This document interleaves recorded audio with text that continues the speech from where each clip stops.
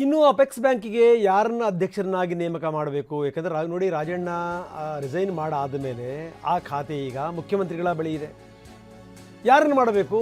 ಯಾಕಂದರೆ ಜಟಾಪಟಿ ಶುರುವಾಗಿದೆ, DKಶಿ ವರ್ಸಸ್ ರಾಜಣ್ಣ ಅಂತ. ಹೀಗಾಗಿನೇ CM ಅಪರ ಕಾರ್ಯದರ್ಶಿ ಜಿಯಾವುಲ್ಲಾ ಅವ್ರನ್ನ ನೇಮಕ ಮಾಡಿದ್ದಾರೆ CM. ಯಾವುದೇ ತೀರ್ಮಾನಕ್ಕೆ ಬರೋಕ್ಕಾಗಲಿಲ್ವಲ್ಲ, ಹೀಗಾಗಿ ಜಿಯಾವುಲ್ಲಾ ಅವ್ರನ್ನ ನೇಮಕ ಮಾಡಲಾಗಿದೆ. ಹೀಗಾದರೂ ಮಾಡಿ ರವಿ ಅವ್ರನ್ನ ಕೂಡಿಸ್ಬೇಕು, MLC ರವಿ ಅವ್ರನ್ನ ಅನ್ನುವಂಥದ್ದು DK ಅವ್ರ ಮನಸ್ಸಲ್ಲಿರುವಂಥ ಸಂಗತಿ. ಆದರೆ ಅಷ್ಟು ಸುಲಭನಾ? ಇದ್ಯಾವುದು ಬಗೆಹರಿಯಂಗೆ ಕಾಣಲ್ಲ ಅಂತ CM ಅವರು ಜಿಯಾವುಲ್ಲಾ ಅವ್ರನ್ನ ನೇಮಕ ಮಾಡಿದ್ದಾರೆ.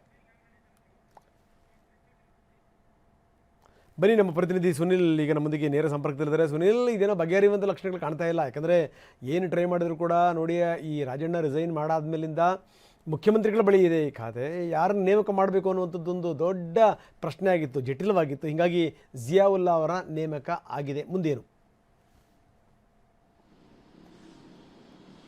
ಖಂಡಿತ ರಂಗನಾಥ್, ಈಗಾಗಲೇ ಕಾಂಗ್ರೆಸ್ನಲ್ಲಿ ಕುರ್ಚಿಯ ಕದನದ ನಡುವೆ ಈಗಾಗಲೇ ಅಪೆಕ್ಸ್ ಬ್ಯಾಂಕ್ನ ಅಧ್ಯಕ್ಷರ ಆಯ್ಕೆ ವಿಚಾರದಲ್ಲಿ DCM DK ಶಿವಕುಮಾರ್ ಮತ್ತು KN ರಾಜಣ್ಣ ನಡುವೆ ದೊಡ್ಡ ಒಂದು ಮುಸುಕಿನ ಗುದ್ದಾಟವೇ ನಡೀತಾ ಇದೆ. ಈ ಒಂದು ಗುದ್ದಾಟದ ನಡುವೆ ಅಪೆಕ್ಸ್ ಬ್ಯಾಂಕ್ನ ಅಧ್ಯಕ್ಷರ ಒಂದು ಜಟಾಪಟಿ ಎಂದೇ ಒಂದು ಒಮ್ಮತದ ನಿರ್ಧಾರಕ್ಕೆ ಬರಲಿಕ್ಕೆ ಆಗದ ಹಿನ್ನೆಲೆಯಲ್ಲಿ ಮುಖ್ಯಮಂತ್ರಿಗಳಿಗಾಗಲೇ ಅಪೆಕ್ಸ್ ಬ್ಯಾಂಕ್ನ ಆಡಳಿತ ಅಧಿಕಾರಿಯನ್ನು ಕೂಡ ನೇಮಕ ಮಾಡಲಾಗಿದೆ. ಪ್ರಮುಖವಾಗಿ ಅಪೆಕ್ಸ್ ಬ್ಯಾಂಕ್ನ ವಿಚಾರದಲ್ಲಿ KN ರಾಜಣ್ಣ ಸಹಕಾರ ಇಲಾಖೆಯಲ್ಲಿ ತನ್ನದೇ ಆದ ಒಂದು ಹಿಡಿತವನ್ನು ಇಟ್ಕೊಂಡಿದ್ದಾರೆ.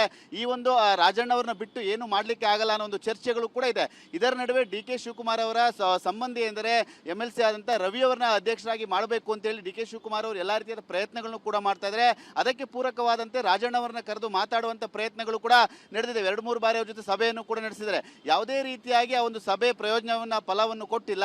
ಆದರೆ ರಾಜಣ್ಣ ಅವರು ನಾನು ಯಾವುದೇ ರೀತಿಯಾಗಿ ನನ್ನ ಬೆಂಬಲಿಗರು ಅಥವಾ ನಾನೇ ಆಗಬೇಕು ಅನ್ನೋ ಒಂದು ದೊಡ್ಡ ಮಟ್ಟದ ನಿರ್ಧಾರ ಇರುವಂತೆ ಕಂಡು ಬರ್ತದೆ. ಯಾಕೆಂದ್ರೆ ಸಹಕಾರ ಇಲಾಖೆಯಲ್ಲಿ ರಾಜಣ್ಣ ಅವರು ತನ್ನದೇ ಆದ ಒಂದು ಹಿಡಿತವನ್ನು ಪ್ರಭಾವವನ್ನು ಇಟ್ಕೊಂಡಿದ್ದಾರೆ. ಆ ಒಂದು ಹಿನ್ನೆಲೆಯಲ್ಲಿ ನಮ್ಮ ಬೆಂಬಲಿಗರನ್ನ ಮಾಡಬೇಕು ಅನ್ನೋ ಒಂದು ಲೆಕ್ಕಾಚಾರವನ್ನು ಇಟ್ಕೊಂಡಿದ್ದಾರೆ. ಇದೇ ವಿಚಾರದ ನಡುವೆ ಈಗಾಗಲೇ DK ಶಿವಕುಮಾರ್ ಮತ್ತೆ KN ರಾಜಣ್ಣರ ನಡುವೆ ಜಟಾಪಟಿ ಕೂಡ ಜೋರಾಗಿದೆ. ಇದರ ನಡುವೆ ಈಗಾಗಲೇ ಸಹಕಾರ ಇಲಾಖೆ ಮುಖ್ಯಮಂತ್ರಿಗಳ ಕೈಯಲ್ಲಿ ಇರುವ ಹಿನ್ನೆಲೆಯಲ್ಲಿ ಈ ಒಂದು ಒಮ್ಮತದ ನಿರ್ಧಾರ ಬಾರದ ಹಿನ್ನೆಲೆಯಲ್ಲಿ ಆಡಳಿತ ಅಧಿಕಾರಿಯನ್ನ ನೇಮಕ ಮಾಡಲಾಗಿದೆ. ಈ ಒಂದು ಜಟಾಪಟಿ ಮುಂದಿನ ದಿನಗಳಲ್ಲಿ ಮತ್ತೆ ಒಂದು ದೊಡ್ಡ ಜಟಾಪಟಿಗೆ ಕಾರಣವಾಗುವಂತ ಸಾಧ್ಯತೆ ಕೂಡ ದಟ್ಟವಾಗಿರುವಂಥದ್ದು. ರಂಗನಾಥ್, ಎಸ್, ಧನ್ಯವಾದ ತಮ್ಮೆಲ್ಲ ಮಾಹಿತಿಗೆ. ಹಿಂದೆ ಅಧ್ಯಕ್ಷರನ್ನ ನೇಮಕ ಮಾಡುವಂಥ ವಿಚಾರಕ್ಕೆ ಸಂಬಂಧಪಟ್ಟಂಗೆ ನಾನು ರಾಜಣ್ಣ ಅವ್ರಿಗೆ ಹೆಲ್ಪ್ ಮಾಡಿದ್ದೇನೆ ಅನ್ನುವಂಥ DK ಮಾತು. ಹಳೆ ವಿಚಾರ ದೇಶಕ್ಕೆ ಗೊತ್ತಿದೆ, ನಾನು ಮರೆಯಲ್ಲ ಅಂತಾರೆ ರಾಜಣ್ಣ. SM ಕೃಷ್ಣ ಅವರು ಗೌರ್ಮೆಂಟಲ್ಲಿ SM ಕೃಷ್ಣ ಮುಖ್ಯಮಂತ್ರಿ ಆದಿಯಾಗಿ ನನಗೆ ಸಪೋರ್ಟ್ ಮಾಡಿದ್ದು. ಈಗ ಆ ಸಂದರ್ಭದಲ್ಲಿ ಇವರು ಕೋಆಪರೇಷನ್ ಮಿನಿಸ್ಟರ್ ಇದ್ದರು.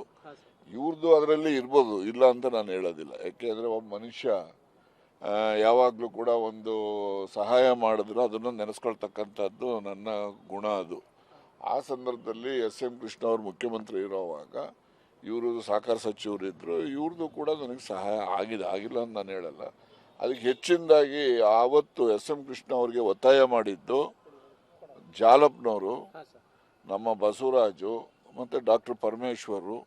ಆ ಎಲೆಕ್ಷನ್ ಡೇ ಬೆಳಿಗ್ಗೆನೆ ಬಂದು SM ಕೃಷ್ಣ ಅವರಿಗೆ ಮನವೊಲಿಸಿ ಅವರು ಸಹಕಾರ ಸಚಿವರು ಇವರು ಎಲ್ಲ ಸೇರಿ ಮಾತಾಡಿ ಆ ದಿವಸ ನಾನು MLC ಇದ್ದೆ, ಆಗ ನಾನು MLA ಇರಲಿಲ್ಲ.